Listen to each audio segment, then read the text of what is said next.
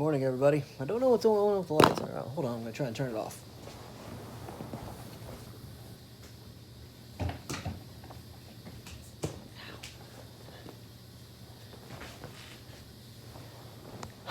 All right, that's better.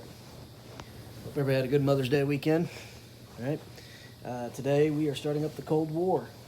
All right, so fire that up in your Google Classroom. I don't have the NTI page up yet. Really and truly, as far as I'm concerned, you don't need it, if you want my honest opinion. But let's go ahead and, just for organization's sake, I'll have that up here by the end of the day, okay? So World War II has ended with the surrender of the Japanese, as we talked about on Friday. And, you know, it all comes down to how are we going to handle rebuilding Europe? And this is kind of where the seeds for the Cold War, well, I shouldn't even say the seeds. This is where the Cold War starts to bloom, right? So let's go ahead and jump right into number one. All right, there should be a chart, Cold War beginnings, and should be a chart at the top of the page titled Marshall Plan payments, okay? All right, so you're looking at it, and which two countries receive the most funds from the Marshall Plan? Well, that should be pretty self-explanatory if you look to the left of the chart, and you see the two tallest bars. Those are the United Kingdom, aka Great Britain, and France, all right? So, the question becomes, why should Great Britain receive the most funds from the Marshall Plan? And the answer on that is going to be A. And this should be, if you handled your business last week, you should know. Great Britain, remember the Battle of Britain, the London Blitz and everything? Great Britain was the only country actively fighting Germany at the beginning of World War II. All right? So that's something to think about.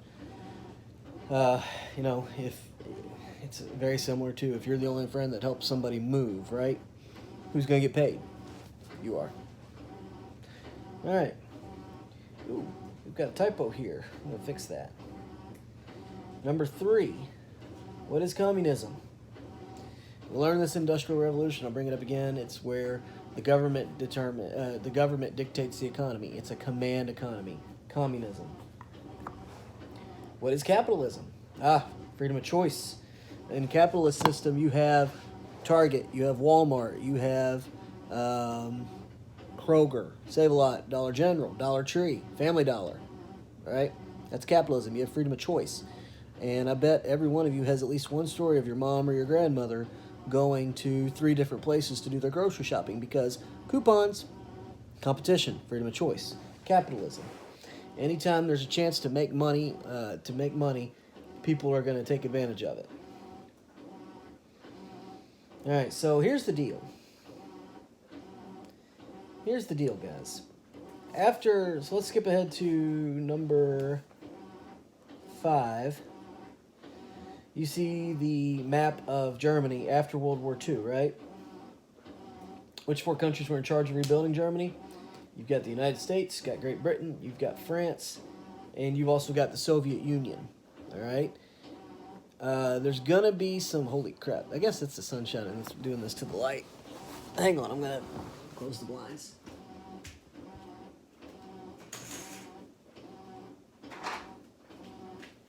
Did I get it? All right, that looks better. Okay, so Great Britain, United States, France, and Germany, Great Britain, blah, blah, blah, blah, blah. Great Britain, United States, France, and the Soviet Union are in charge of rebuilding Germany. Now, what are some disagreements? What are some fights? What are some potential arguments that it could come from this, right? Well, it's going to boil down to disagreements over how to rebuild. Each country was given a particular zone. The United States has the southeast corner of Germany to be in charge of, right? The Soviet Union has the northeast corner of Germany. And here's the issue. You know, the United States is bringing food, they're bringing doctors, they're rebuilding that area. All the other countries that are in Germany rebuilding are doing their part to rebuild the country. Whereas the Soviet Union, it has taken full advantage of this situation to promote communism. to spread communism. They have locked down that area of Germany. They have stopped feeding their people. They're basically telling them, hey, you're going to be communist. And the United States has a big problem with that. President Truman has a huge problem with that, right?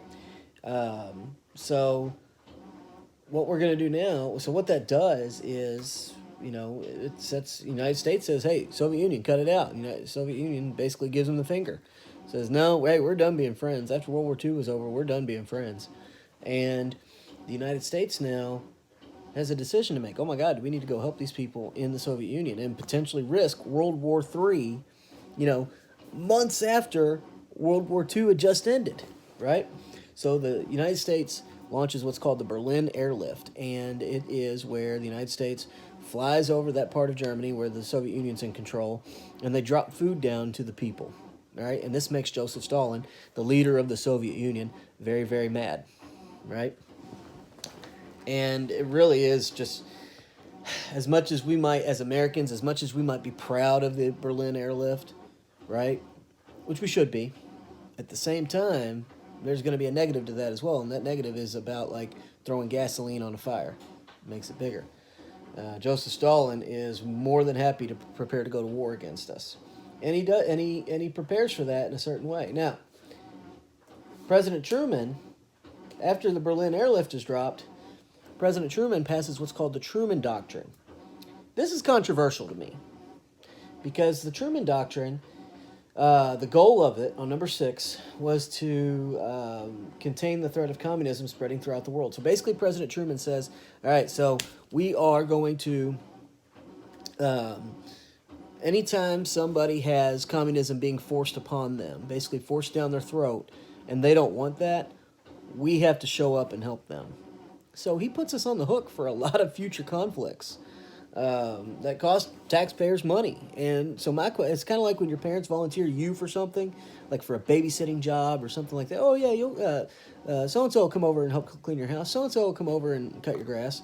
And they don't run it by you. That is kind of what President Truman has done for us. I mean, based on the Truman Doctrine, anytime somebody's got communism being shoved down their throats, we have to go help, and that's a huge problem. All right, so number 7, Iron Curtain. What did the Iron Curtain? Winston Churchill talked about the division in Europe between Eastern and Western Europe as the Iron Curtain, and Winston Churchill, there was no like real curtain, right? It was just the line of division where the Soviets had taken control in the east of Europe, and democracy and capitalism reigned in the western part of Europe, right? So on number 8, what we've got to worry about now, if Joseph Stalin is mad at us, on number 8, being that the U.S. just dropped an atomic bomb on Japan in 1945, what's our biggest concern about Joseph Stalin going to be? All right? And there's a word you need to think about here as best you can, escalation. Because if we introduce the atomic bomb, what are other countries going to say?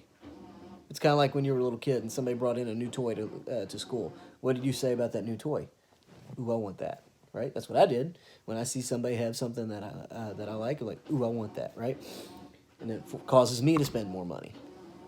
And these other countries, it becomes an arms race. That's the I guess the heartbeat of the blood flow of the Cold War is that the arms race, the nuclear arms race. All of a sudden now you've got a contest between the United States and Russia or the Soviet Union, and then you add China into the mix, and then eventually North Korea into the mix. You see what I'm saying? That was the threat with the atomic bomb. So what's our biggest concern about Joseph Stalin and the Soviet Union? This is an opinion question. All right? This is an opinion question. I'm going to let you answer that on your own. All right? So, last question, or last one. The Cold War compare and contrast chart. Number 9. Clubs are formed. Remember when you were in elementary school and people started clubs and you wanted to be part of their club? Right? It's kind of what the Cold War is. We talked about World War I being high school drama. You could argue that the Cold War is nothing but elementary school drama, right? NATO, the North Atlantic Treaty Organization, and the Warsaw Pact. The countries involved in NATO are going to be, I'm going to have you list 4, and I've got the first one down for you already: the United States, Great Britain, France, and I'm also going to throw in, let's go ahead and throw in Canada, part of NATO, right? The goals of NATO. The goal of NATO is to stop the spread of communism throughout the world. We can't allow communism to spread. All right. We treated communism kind of like cancer, right? How many times have you ever heard a bad report from somebody in your family that had cancer, and you'll hear them say, "Well, it's spread." We kind of treated communism the same way. It was kind of the same diagnosis. Well, we can't let it spread anymore. So that was the goal of NATO, or the North Atlantic Treaty Organization. Now, on the Soviet Union side, on the Eastern European side, you had the Warsaw Pact. And the countries involved in that were the Soviet Union, Poland, let's see, who else? China, that's an important one. Make sure you have China. And then just as a preview to the rest of the week's work, go ahead and throw in Cuba as well. The goals of the Warsaw Pact: spread communism. So, all right, so that's the start for the Cold War. One point I do need to make about the Cold War: there's never actually any fighting. Now, we get close in some spots between the Soviet Union and the United States, but the United States and the Soviet Union never actually go to war. It comes close, but they never actually go to war. And so what you have is this 45-year-long arms race between the two countries. Who can spend the most money? Who can do this? Who can do that? It's very much a flexing contest between two countries, all right? Now, is there fighting? Yeah, because of the Cold War, we do have the Korean War and the Vietnam War, which we'll talk about this week and next week, all right? So, that's where we're at. All right, I'm going to go ahead and get the NTI page posted here in a little bit. I hope this was helpful. Got 2 weeks left. Yeah, so 2 or 3 weeks left. So if you haven't gotten caught up yet, please, please, please take the time to do so. All right, proud of you guys. Let's keep it going. Let's finish strong, and let's have a great week. I'll see you. Bye.